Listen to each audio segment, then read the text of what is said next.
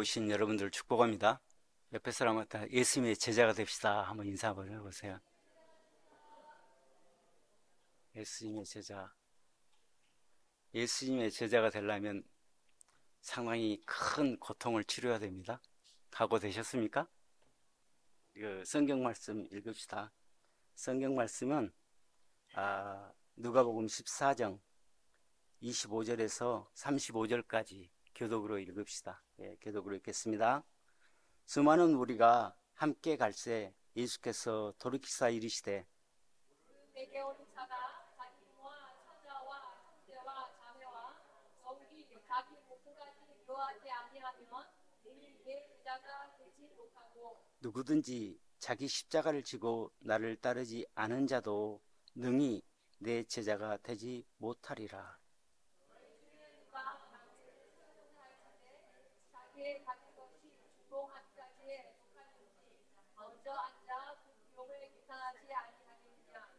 그렇게 아니하여 그 기초만 쌓고 능히 이르지 못하면 보는 자가 다 비웃어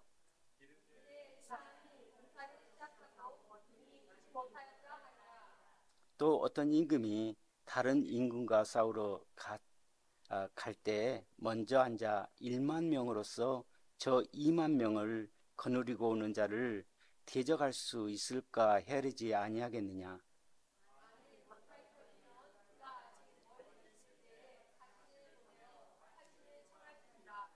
이와 같이 너희 중에 누구든지 자기의 모든 소유를 버리지 아니하면 능히 내 제자가 되지 못하리라. 좋은 것이나 풍부하니 심한 것이며 무엇도 짜게 하려고 같이 읽읍시다. 땅에도 지금도 쓸데없는 내버리느니라. 들을 귀가 있는 자는 들을지어다 하시니라. 아멘. 제가 늘 반복해서 말씀드리지만 가이사라 빌립보에서 베드로가 하나님은 그리스도시요, 다시 말하면 주는 그리스도시요 살아계신 하나님의 아버지라는 고백입니다. 가이사라 빌립보가 어디 있습니까? 그 갈릴리 호수가 이렇게 PPT가 있으면 좋은데, 갈릴리 호수가 이렇게 있으면 갈릴리 호수 북쪽 끝 상단에서 약 40km 정도 올라가면 가이사라 빌립보가 있습니다. 그 고백을 베드로가 해요. 근데 마태복음은 그 고백을 마태복음 16장 16절에 쓰고 있습니다. 마태복음이 28장으로 되어 있는 걸 보면 중간이 지나서 그 고백이 나와요. 근데 누가복음에서는 9장에 우리가 나왔잖아요. 누가복음이 24장까지 되어 있는 거 보면 누가는 그 예수님 사역은 그 고백 이전과 이후 사역으로 나누어요. 근데 누가는 그 고백 이후 사역에 자기가 예수님에 관한 복음서를 쓰는 게 집중하고 있음을 나타내고 있는 거죠. 9장에서 24장까지 그걸 쓰고 있는 거 보면. 근데 마태는 그 대신에 중간이 지나서 그 고백을 쓰고 있었어요. 그러다 보니 그 가이사라 빌립보 지방에서 예루살렘으로 지금 예수님께서 그 고백을 듣고 사역의 방향을 돌리고 있는 상황입니다. 그러니까 우리가 지금 보고 있는 모든 내용들은 위치가 어디라고? 가이사라 빌립보에서 예루살렘으로 내려오는 중에 일어난 일들이에요. 그 일들을 지금 쓰고 있어요. 그렇죠. 근데 그 중에 예수님께서 자기 제자들을 사역 현장에 보내기도 하고 사역을 어떻게 해야 될지를 가르치기도 했다고 했잖아요. 근데 지난주부터 바뀌었어요. 하나님 나라로 주제가. 그래서 지난주는 예수님께서 겨자씨하고 누룩 비유를 통해서 하나님 나라의 특성에 대해서 설명을 했죠. 하나님 나라는 한마디로 뭐라고? 부흥이란 이야기였어요. 부흥인데 하나님 나라는 다시 말해서 성장하고 변화되는 것이 하나님 나라다, 이렇게 말을 했어요. 오늘 우리가 읽은 누가복음 14장에서는 예수님께서 세 가지 큰 주제로 이야기를 해요. 첫 번째는 1절에서 14절까지 이야기인데 이것은 하나님 나라의 원리에 대해서 이야기를 해줘요. 그리고 15절에서 24절까지는 누가 하나님 나라의 초청을 받는가? 그리고 25절에서 35절까지 우리가 읽은 본문의 내용에서는 하나님 나라에는 예수님의 제자들이 살고 있는데 하나님 나라에 그 예수님의 제자가 되는 조건은 무엇인가? 이걸 설명을 해줘요. 그래서 먼저 1절에서 14절에 나온 내용들을 한번 보려고 해요. 세 가지 하나님 나라 원리를 이야기해줘요. 첫 번째 원리가 뭐였습니까? 1절에 14절에 보니까 첫 번째 원리는 하나님 나라는 생명을 살리는 것에 집중한다는 것이죠.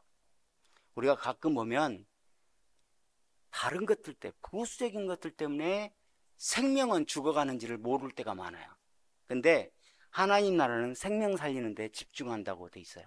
오늘 보니까 그 바리새인이 예수님을 식사 자리에 초대를 해요.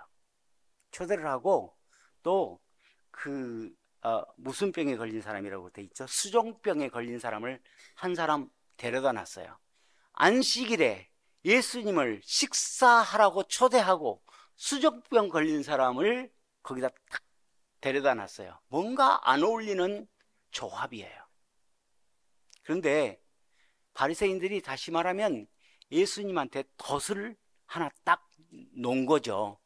걸려 들어갈. 그리고 성경의 기독교를 뭐라고 했냐면 바리새인들이 엿보고 있었다 이렇게 말하고 있어요. 예수님이 어떻게 한가 엿보고 있었다. 그래서 3절에 보니까 뭐라고 하냐면 바리새인들이 예수님을 초청했어요. 그 다음에 수종병 걸린 사람을 데려다 놨어요. 덫을 걸어놓은 것을 예수님께서는 알고 있었어요. 바리새인들은 질문을 안 했어요. 그런데 3절에 보니까 예수님께서 대답하여 이르시되 이렇게 대답해요.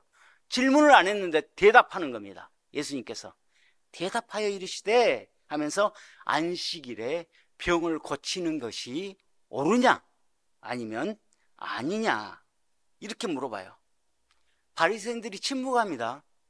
왜 침묵했을까요? 그들 머릿속에는 안식일에는 일하지 말아야 된다는 그 신념, 신학이 꽉 차 있었던 겁니다. 그래서 덫을 걸어놓고 자기네들도 대답을 못하는 거예요. 그렇죠. 근데 예수님께서 그들이 집착하고 있는 두 가지를 예를 들어요. 우리가 뭘 집착하죠? 우리도 똑같이 바리새인으로 그거 집착하는 건데 하나는 물질. 신앙 좋은 사람들 물질 나오면 완전히 달라져 버린 경우 있습니다. 돈 손에 절대 안 봐요. 물질. 그 다음에 하나는 자식. 신앙 좋은 사람도 내 자식한테 해코지하면 절대 못 참습니다. 성격 나옵니다. 그거예요. 바로 그 두 가지 예를 들어요. 내가 기르는 소가 아니면 자식이 우물에 빠졌다고 생각해보자. 그러면 너희들은 안식일이라고 그 자식을 구하겠느냐 안 구하겠느냐? 구해야 되겠어요 안 구해야 되겠어요? 구해야죠. 그 이야기를 바리새인들 덫을 쳤던 그 바리새인들 꼼짝 못하게 만들어버린 거예요. 예수님이. 이런 예수님 지혜가 있어요. 닮고 싶어. 그죠? 그랬어요. 그래가지고 예수님께서 말씀하십니다. 그 수중병 걸린 사람을 고쳐줍니다. 아무도 말 못해요. 왜냐하면 그 올무에 걸려있는 그것을 그 사람들이 아킬레스건 그걸 가지고 설명해 주셨기 때문에 그렇죠. 그랬어요. 그렇습니다. 하나님 나라는 이것이 바로 하나님 나라 원리예요. 생명을 살리는 원리가. 우리가 율법 가지고 아니면 법 가지고 잘 신실하게 그 원칙에 맞춰서 살아가는 거 중요해요. 근데 내가 하는 일이 생명을 살리는 일인가? 아니면 내 일 때문에 생명이 죽어가고 있는가? 이걸 판단해 봐야 돼요. 하나님 나라 원리는 생명을 살리는 겁니다. 예수님께서는 생명을 살리기 위해서 성육신하셔서 이 땅에 오셨어요. 예수님께서는 생명을 살리기 위해서 십자가에 죽으셨습니다. 그게 하나님 나라의 원리라는 것입니다. 두 번째로 하나님 나라 원리는 겸손한 사람이 높임을 받는 그런 원리가 있어요. 그때 초대받은 사람들 중에서 초대받은 사람들이 있을 거 아니에요. 초대한 사람이 있으면 초대받은 사람들한테 예수님께서 한마디 합니다. 그들이 보니까 초대받아가지고 다 눈치 보면서 상석에 앉고 싶어 했어요. 그걸 예수님께서 깨달았어요. 상석에 앉지 말고 저 하석에 앉아라. 낮은 자리에 앉아라. 왜냐하면 너보다 더 높은 사람이 나중에 오면 주인이 너한테 죄송하지만 저쪽으로 물러나려고 부탁하지 않겠냐. 그러면 창피하지 않겠어? 그러니까 아예 낮은 자리에 앉아. 이렇게 예수님께서 말씀하세요. 예수님께서 이렇게 하면 자기를 높이는 자는 낮아지고 자기를 낮추는 자는 높아지리라. 이게 바로 하나님 나라의 두 번째 원리입니다. 하나님 나라는 낮아지는 사람이 높아지는 원리가 있어요. 제가 여기서 낮아진다고 그러니까 비굴하라는 이야기가 아닙니다. 낮은 자리에서도 당당하고 자유함으로 당당해지라는 이야기예요. 그게 하나님 나라의 원리예요. 세 번째 하나님 나라 원리를 예수님께서 누구를 통해서 이야기하냐면 이제 자기를 초대했던 바리새인한테 이야기를 해요. 하나님 나라는 은혜로 초청받는 나라입니다. 그게 바로 하나님 나라의 원리예요. 자기를 초청했던 바리새인한테 이야기를 해요. 다음부터는 초청을 할 때 높은 사람들, 대가를 지불할 만한 사람, 그런 사람 초청하지 말고 대가를 지불할 수 없는 사람을 초청해라. 왜냐하면 네 가족들, 주위에 있는 사람들, 이 사람들 초청해서 밥 먹이면 내가 밥 한번 샀으니까 나도 하나 사야지 하고 갚아버릴 거란 이야기죠. 그러니까 갚을 수 없는 사람, 그런 사람들을 초청하라는 것이죠. 이게 하나님 나라의 원리라는 것이죠. 대가를 지불할 수 없는 사람. 예수님께서는 이 땅에 오셔서 대가를 지불할 수 없는 사람을 만났어요. 세리들, 가난한 사람들, 여자들 피칠하게 여겼어요. 그때 죄인들, 이런 사람들을 만났어요. 대가를 지불할 수 없는 그 약자들을, 그런 자들이 하나님 나라에 초대받는다는 거예요. 굉장히 하나님 나라의 원리는 이 세상 우리가 가지고 있는 원리하고 역설적이에요. 제가 이런 목사님이 계셨어요. 제가 그분하고 2년 정도 담임 목사로 제가 재정부장을 하고 그렇게 했는데, 그분은 대학 교수이십니다. 근데 그분이 2년 사역을 하고 돌아가셨는데 그분의 남은 흔적들이 참 아름다워요. 그분은 정말 하나님 나라 원리를 실천했던 분이에요. 어떤 교인이 자기한테 결혼 예배 드려줬습니다, 아니면 장례 예배 드렸습니다, 봉투를 착 집어 던져주면 그분은 항상 그걸 누가 이 돈이 필요하지를 보셨어요. 그래서 교회 가난하신 분 이분한테 드시면서 이거 집에 가서 꼭 뜯어보라고 주셨어요. 어느 분이 자기를 위해서 양복을 해드리면 자기 양복은 중고여도 좀 헐어도 괜찮으니까 누가 그 양복이 맞을까, 교인들 그 큰 교회에서도 봤어요. 그래서 이 양복을 내가 선물을 받았는데 이 양복이 나한테 안 맞는 것 같다고, 집사님한테 꼭 맞을 것 같아서 입었으면 좋겠다고 드렸어요. 누가 전복을 잡았다고 가져왔어요. 사모님하고 둘이 전복죽을 써서 교회 홀로 되신 분들, 가난하신 분들, 힘드신 분들 둘이 찾아가서 그 전복죽 드리고 같이 예배 드려주고 이랬어요. 이런 모습들이 그분이 가고 나니까 다 들통이 나요. 이 목사님이 이렇게 했는데 뜯어보니까 이러더라고. 그분은 그러더라고요. 그런 분이 계셨어요. 저도 그런 분을 닮고 싶어서 굉장히 노력하는데 잘 안 돼요. 부족해요. 이게 바로 하나님 나라의 원리라는 것이죠. 15절에서 24절까지는 누가 하나님 나라에 초청받는가, 이 이야기를 지금 하고 있습니다. 잔치에 사람들을 초대해요. 유대인한테 잔치라는 것은 교제와 만남과 그런 그 나눔이 있는 예배의 자리였어요. 크게 초대를 해요. 근데요, 잔치를 초대를 할 때 성경학자들, 바리새인들, 좀 높은 사람들한테 초대를 했어요. 그러니까 핑계를 대고 안 왔어요. 어떤 사람은 내가 소를 샀어요. 그 소를 좀 테스트해 봐야 되니까 못 오겠어요. 내가 밭을 샀어요. 다 못 오겠어요. 내가 결혼을 했다니까요. 그래서 아내하고 같이 있어야 될 것 같아요. 이렇게. 이 사람들의 이유는 공통적으로 자기 가진 것을 보존하고 싶은 이유 때문에 초대 자리에 나오지 않았습니다. 그런데 그 주인이 그 이야기를 듣고 화가 나서 밖에 나가서 가난한 사람들, 이런 사람들을 다 불러와라. 그래서 그 자리를 메꾸라. 이렇게 했어요. 그래도 자리가 남아요. 그게 주인이 산 울타리 넘어가서 거기에서 사람들 만나면 다 데리고 와서 강권적으로 여기 앉혀라. 그 자리를 그런 사람들로 채웠어요. 산 울타리 밖으로 나가서 사람들을 데려다 채우라는 이야기는 신학적으로 이방인으로 채우라는 이야기예요. 바로 우리가 이방인 아니었습니까? 우리로 채우라는 이야기예요. 여러분들을, 이 예배 자리에 나온 여러분들은 축복받은 사람들입니다. 여러분들을 채워주는 하나님의 은혜가 여러분들한테 있다는 것이죠. 바로 그렇습니다.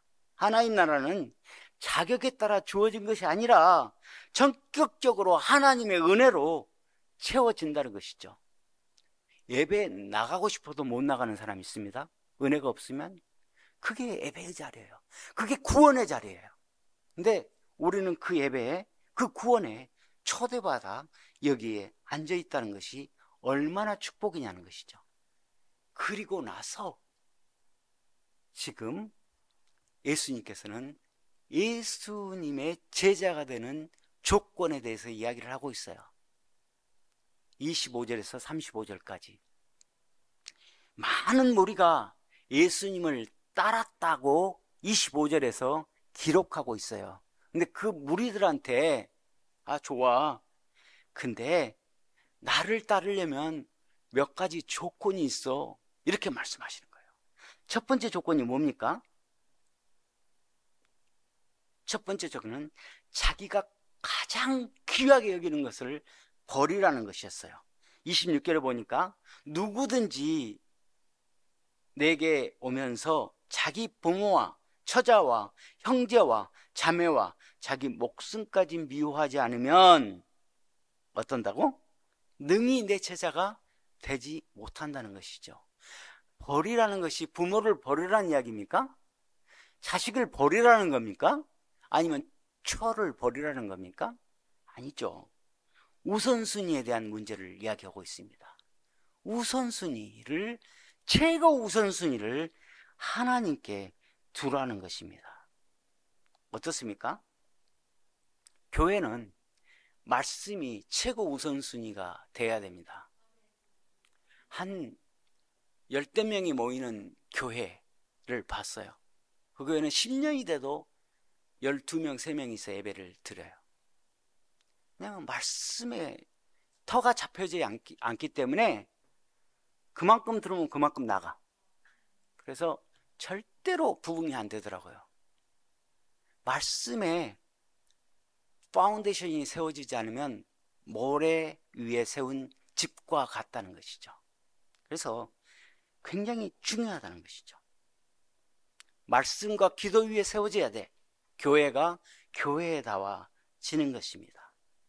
제가 오래전에 아버지 학교 팀장을 했어요. 그런데 우리 이 팀에 온 한 형제가 지금도 기억이 가끔 나요. 기도할 때. 그 형제는 이혼을 앞두고 있었습니다. 그래서 아내가 둘이 이혼하기로 합의하고 마지막 기회를 줬어요. 아버지 학교가 있으니까 아버지 학교 만나자고 한 게 아버지 학교 장소에서 만나자고 한 거예요. 그날. 그러니까 자기는 아버지 학교 하는지를 모르고 왔어요. 그래서 거기서 만나자고 하니까 이제 뭔가 뭐 도장이라도 찍을는가 보다 하고 왔어요, 남편이. 근데 여기 들으라고. 이혼하기 전에. 그래서 아버지 학교에 왔어요. 와서 말씀의 능력을 받았어요. 그 형제가. 제가 팀장을 하니까 많은 이야기를 합디다, 저한테. 근데 자기 교회에서 자기는 목사님하고 성경 공부한 적이 한 번도 없대요. 그래서 저한테 성경 공부를 좀 가르쳐 달래요. 근데 왜 제가 그렇게 플렉서블 하지 않았는지 모르겠어요, 그때는. 나한테 성경 공부를 하려면 우리 교회로 등록을 해라. 지금 같으면 그렇게 할 텐데 그때는 그런지 알았어, 제가요. 그래서 우리 교회 등록하면 제가 가르치든지 아니면 우리 교회 좋은 성도를 소개시켜서 말씀으로 파운데이션을 맺어주겠다 했더니 무슨 이야기를 하냐면, 우리 교회는 저하고 다른 가정하고 목사님 가정만 있습니다. 그래서 의리상 교회를 떠날 수가 없습니다. 그래서 저는 그냥 쿨하게, 그러면 어쩔 수 없지 뭐. 그렇게 하고 말았어요. 근데 굉장히 죄책감이 지금도 느껴져요. 생각이 나요. 근데 자꾸 제 머리를 흐트린 게, 저는 목사님하고 말씀 교육을 한 번도 해본 적이 없어요. 그 이야기가 자꾸 제 머리를 아프게 했습니다. 말씀과 기도에 기초하는 교회는 절대 무너지지 않습니다. 말씀이 없는 사람들은 평상시는 괜찮아요. 근데 교회가 어려워지잖아요. 그러면 굉장히 사악하게 변합니다. 그래서 막 물리적 싸움이 벌어지고 막 욕설이 오가고 그러더라고요. 말씀이 없는 데. 말씀이 있는 데는 갈등이 있어요. 갈등이 있는데 그 갈등이 기도로 해결이 되더라고요. 그게 말씀 있는 교회하고 말씀 없는 교회하고 차이. 그래서 교회는 우선순위가 말씀이 돼야 된다. 우리 삶도 우선순위가 말씀이 돼야 된다. 사실 우리가 이런 이야기 많이 하잖아요. 누가 초대하면 나 시간이 없어서 못 갑니다.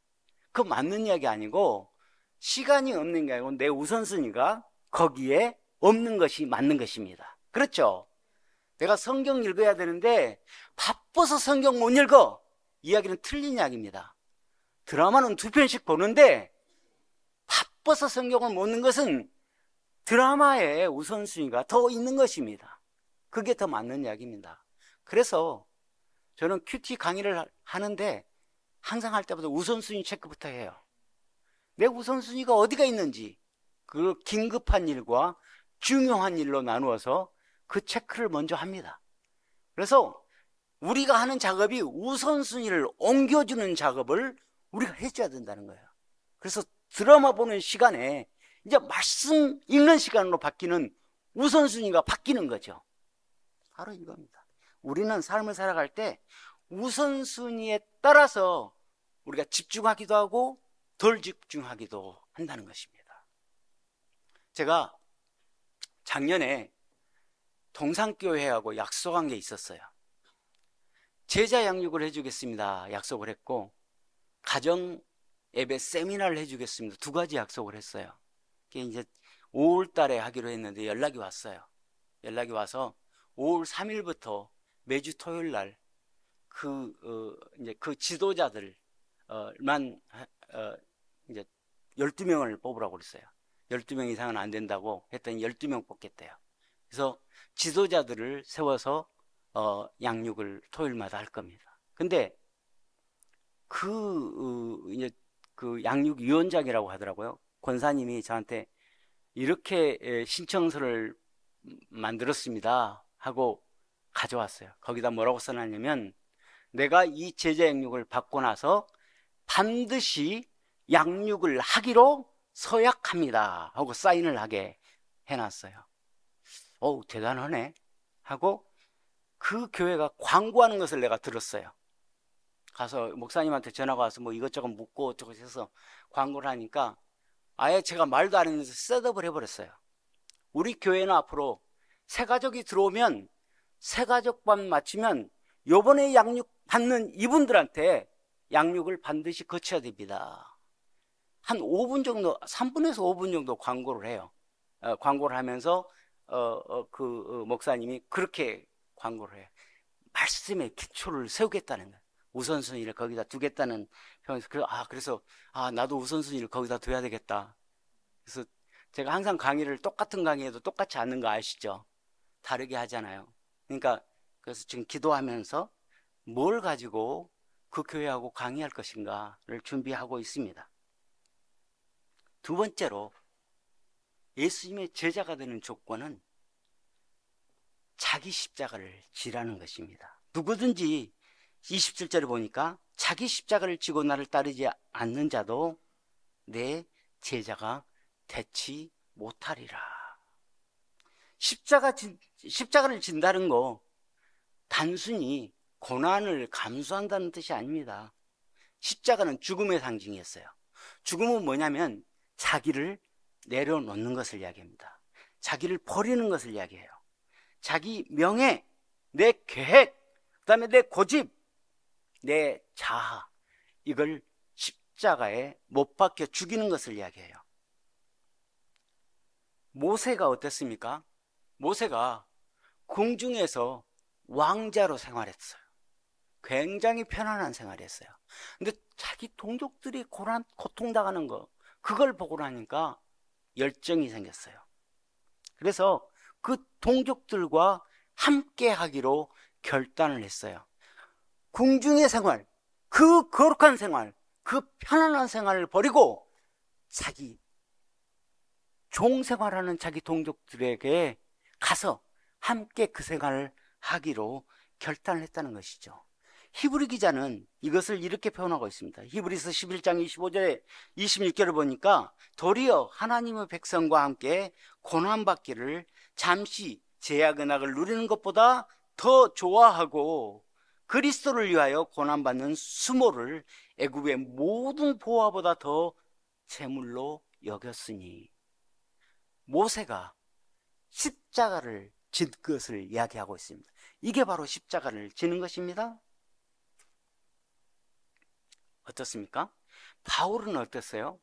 바울은 가브리엘 출신이라고 이야기를 하잖아요.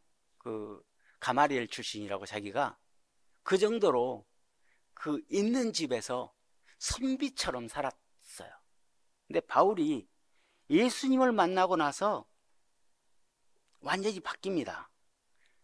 바울이 고백한 게 있어요.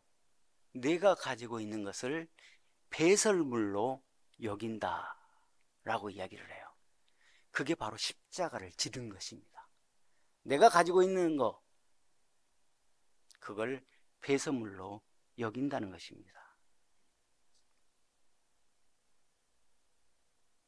그렇습니다. 우리는 예수님의 길을 가기 위해서는 이런 큼직큼직한 것들을 포기해야 돼요. 우선순위를 바꿔야 돼요.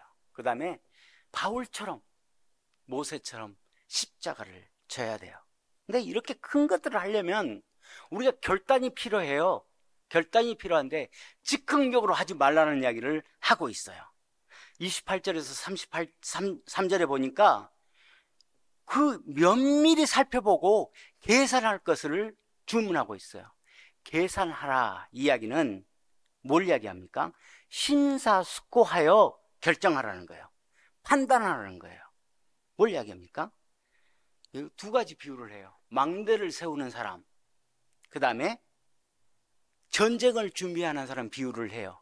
망대를 세우는 사람이 망대를 세우려고 하는데 건축하는 사람이 건축 비용을 다 계산해보고 내가 언제까지 이걸 끝낼 수 있는지 이런 거 다 계산해보고 망대를 세우는 일을 시작하지 않겠느냐.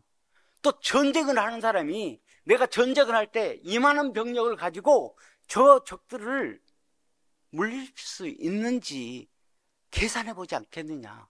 만약 물리칠 수 없으면 저들이 멀리 있을 때가 화친을 청해서 전쟁이 안 일어나도록 하지 않겠느냐 이야기입니다. 바로 이런 예수님의 제자가 되기 위해서 이런 희생 내려놓을 각오를 할 때 우선순위를 바꾸고 그 다음에 자기를 희생할 십자가를 질 그 결정을 할 때 그냥 즉흥적으로 하지 말고 면밀히 검토하고 신중하게 기도하고 결정하라는 이야기입니다. 우리는 너무 많이 즉흥적인 일들이 우리한테 많이 있어요.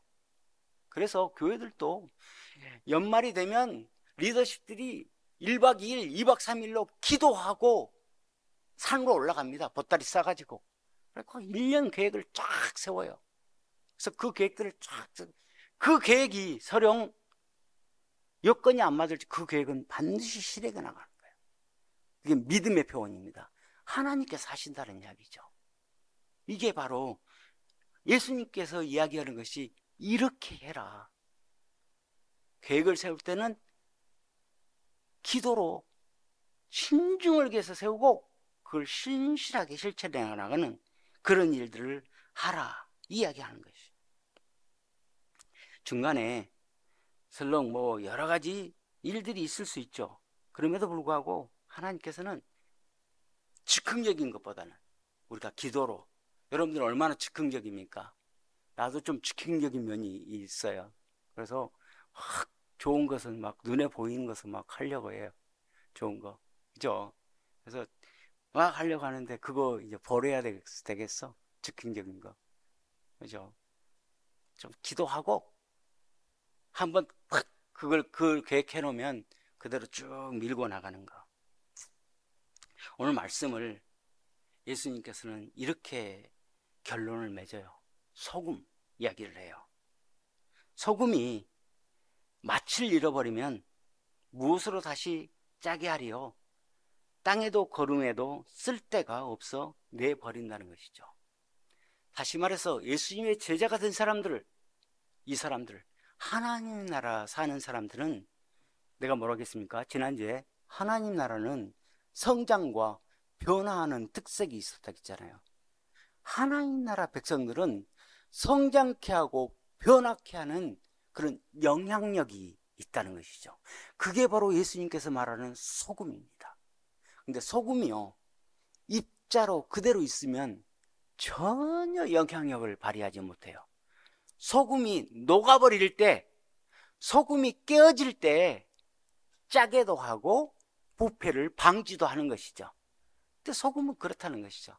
그래서 소금을 가지고 설명을 합니다. 소금은 예수 그리스도의 정체성입니다. 소금은 세상 속의 영향력을 이야기하는 것이에요. 그래서 하나님 나라 백성들은 우리가 가는 곳마다 영향력을 발휘하는 곳입니다. 제가 그때 그런 이야기 한 적이 있나요? 가정예배 드린 이야기를 회사 가면 자랑해요. 내가 우리 이렇게 가정예배 드리고 어떻게 하는데 우리 아내가 이렇게 이야기하고 뭐 이런 이야기 해요. 하니까 교회 안 다니는 이태리 사람이 자기도 가정예배 드린대. 그래서 어떻게 드리냐 그랬더니 너처럼 만나갖고 자기 부인하고 이야기는 너무 좋던데, 애들하고 이야기하고 그러니까 너무 좋던데, 그 이야기를 해요.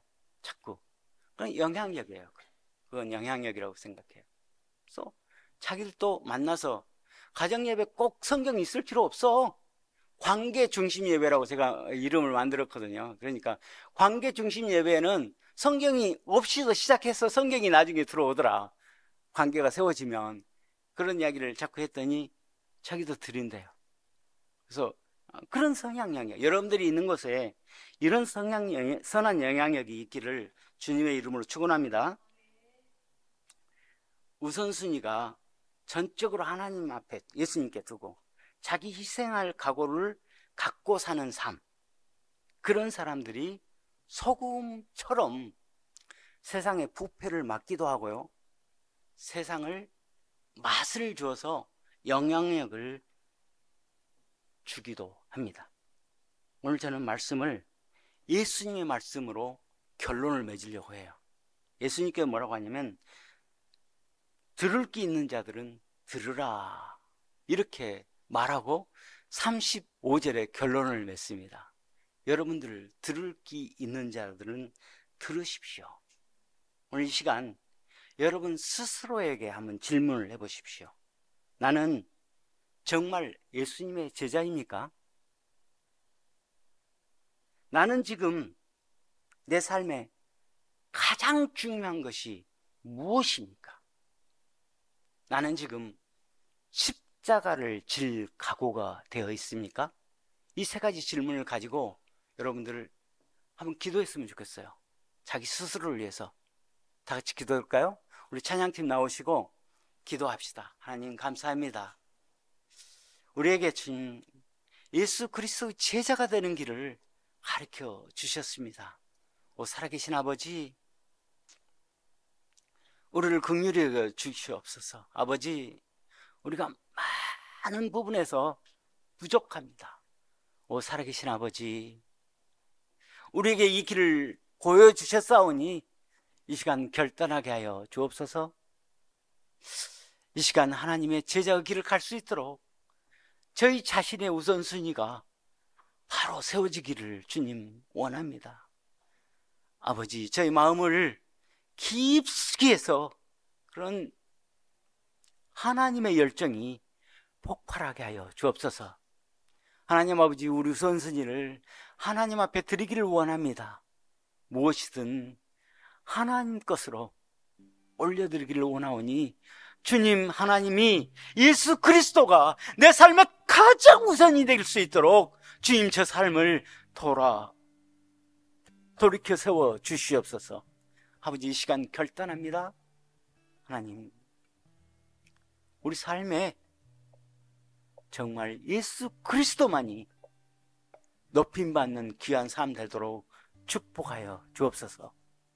예수 그리스도 이름으로 기도드립니다. 아멘.